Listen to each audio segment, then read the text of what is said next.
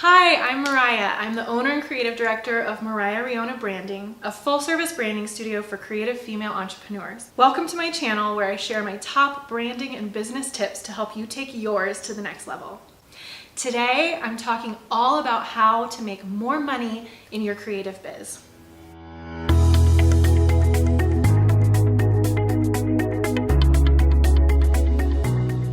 My first tip is to make sure you are charging enough for your services. So I actually wrote a whole blog post about this a little while ago, and it's specifically for wedding photographers, but it really applies to any creative business.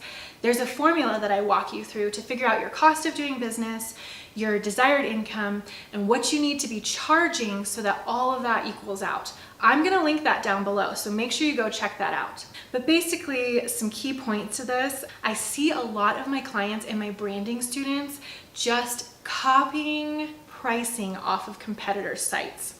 And this is a major no-no. First of all, let's respect each other and not copy each other's work. But secondly, you don't know why that person is charging what they're charging. They could be taking on way more clients than you. They could have like all these nuances to their pricing that you're not seeing. Also, they might not be making a profit. And so if you're copying what they're doing, you're not gonna make a profit either. The second little bit of advice I have for this is to not just arbitrarily pick a number out of thin air. I also see this a lot with my clients and my students. They pick a number because they think they can't charge anymore, or they think it's a reasonable number. You need to actually do the work to see what you need to be charging to make business, or to make money, to make your business sustainable over the long run. Tip number 2 is to make sure that your pricing and your packages and your offerings are all very clear and very concise. Another issue I see a lot with my branding clients and my coaching students is they're so worried about missing out on a sale that they offer everything that, if it's a photographer, they'll offer every single item that an image can be printed on. You don't want to do this because it cheapens the brand. If you look at high-end brands, a fine dining restaurant is a great example. They typically have a simple menu with way less items on them, and they're all at like a higher end price point. You want to do that in your business. The other idea behind this is concept of analysis paralysis. And this is where your clients are presented with just so many options that they kind of shut down and don't make a decision at all. Really, by offering less and making it super clear, you're funneling your client into a package you want them to pick, and usually at a higher price point.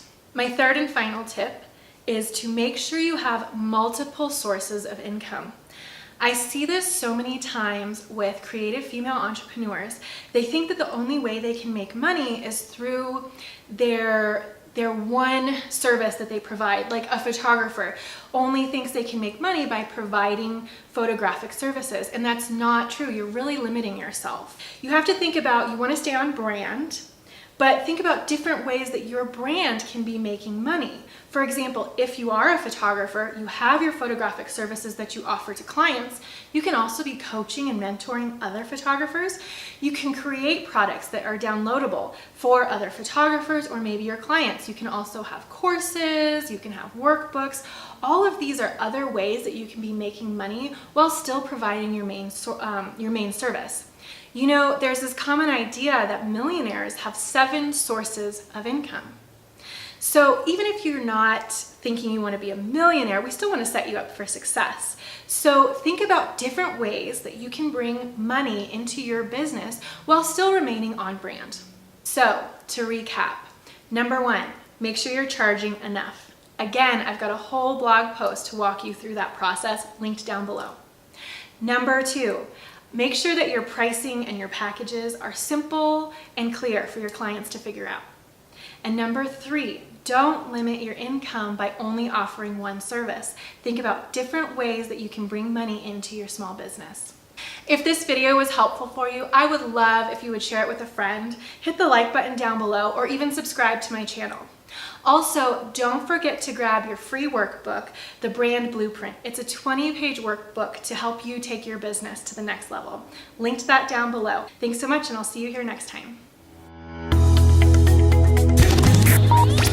Welcome to my channel where I share blah, blah, blah, blah, blah.